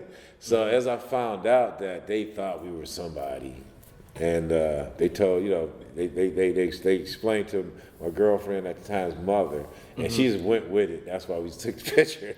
Okay. But I mean, like, they mistakenly, like, yeah, they thought they were confident that you were somebody. And again, I'm saying this because, in all honesty, we was always somebody. We was always somebody in Japan. We was somebody. The only time I was me was when I was behind the decks. Other than that, I was some football player, some performer, something. Wow. One time they thought I was Bob Sapp for a second. Wow. Big people. Like the funniest thing that happened. As we already discussed, I'm a martial artist, so I learned some things. I learned how to do like things like the 1-inch punch. If you know about the Bruce Lee stuff, that's it's a scientific punch. It pushes people forward. So I was playing Tekken at this place called Sega City in Japan. It was I forgot. There's a lot of gaming going on. Yeah, a lot. Here. So while I'm playing my little Tekken, get my Tekken on, this Japanese girl comes to me, and I'm not paying attention to what was going on until I look. And she's like, excuse me. She said, we, and I looked, and I can't make this shit up, man. It was like all of them, just all of them. said all of Everybody was in the building, was right there. And she was like, we would like to know, could we pay you to hit that machine there? And that punch machine where it's like, you punch pound Yeah, shit. to see how hard you can hit. Yeah. So they literally, and I mean, it was crazy to see they was all lined up, like about 20 of them. It was the most craziest shit I've ever seen. But they was like, they wouldn't know if I could hit the machine. So I was like, wow, okay, well, yeah, fuck it, all right. So I go up to the machine, I'm thinking to myself, how should I hit it? Exactly. Is this a test? Because I know you know it. I would be paranoid. They want to see how powerful How powerful you are, right? Big. So I thought to myself, you know what? I'm a trick bagger. I'm gonna hit him with the 1-inch punch, because the 1-inch punch can send a person a foot away. Right. And you don't really see it. You know what I'm saying? So what I did was I wild back to make it seem like I was gonna do like a big wild punch, but I actually went into the formation to hit it. So once I hit it, bam! It thudded a couple inches back, and it was like, oh. Now first I gotta explain something too. Let me explain. Hilarious. Everything in Japan is smaller and thinner. And that was not racist. It's all smaller and thinner in Japan, because when me and my brother was playing air hockey, we broke the air hockey machine. We was playing darts, we almost broke their machine. And I just, there's nothing in my brain, you can't tell me that their stuff is just A little smaller, Smaller, a little more fragile, because we do that shit all the time here, and we don't break nothing. So, but yeah, that was that whole thing. Wow. But yeah, it's Japan is man, I love that place. I stayed there for years, off and on, going back and Man, forth. that's beautiful. I never knew that. You think you know somebody? I've been hanging out with this brother around, seeing and passing and all that and all of that. So out of any of the places, I say all the places that you have spun, like what was your favorite? What's your like ultimate experience? Like give us a good one on the way out of here before we get out of here on the More Schmuss Show. Adventures of Michael H. Well, I'm gonna be honest. They all just had something special. When I was, in Thailand, they had that fucking swimming pool overlooking the mountains. That was some shit I never forget. When I go back to Switzerland, when I, back in the early '90s, what solidified me with them was the second time I came. They gave me this welcoming committee. It was like a street page. They had this big long banner. Welcome back, Mike. We love you. Wow. Yeah. And then we can talk about Lansing. Mike Ransom and Kevin, all those cats, when they was young, they used to bring me over there all the time. I used to bring L.A. Williams over there, and sometimes Norm and all these guys. And they had so much love. The best parties I had, these kids would take an abandoned house, lace the walls with garbage bags, and we have a party in the furnace and bang that motherfucker to the next day. That's some shit you can't forget. What? Yeah, that's East Lansing. That's Kevin. There's Kevin Reynolds and Mike Ransom, and all them cats. That whole crew. Shout out to y'all. Love you guys.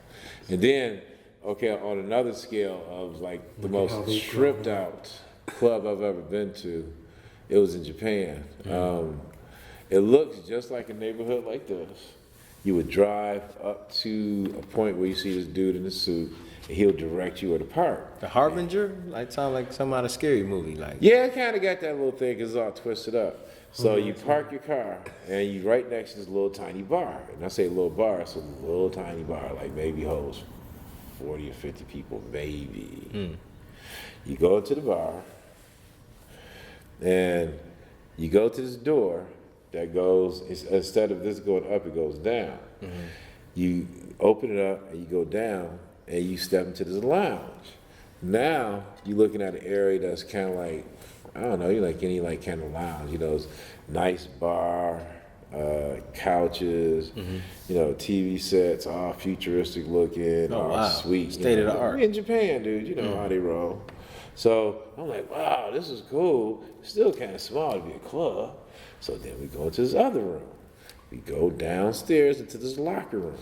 And you go into this locker room, and it's just a whole bunch of lockers, and everybody put all their shit in the lockers, And then you go through the door again. Okay. And once you go through this door, dude, this is fucking Coliseum. It fits about 1,000 people down there. I swear, What? I can't make this shit up. Once I went down, I was like this. Looked down there, I was like, whoa, what the? Because it's that big.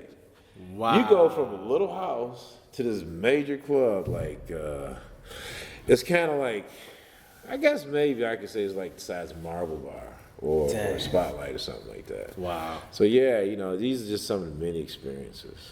Well, many experiences, I got to say. Just shout out to experiences, period. Yes, Plus, be there. and future experiences, because, man, I got to get out the house more, man. You have inspired me so much, brother. We gonna do it, man. Yes, we got this, man. I'm here. Yeah, the future is us and the world is waiting.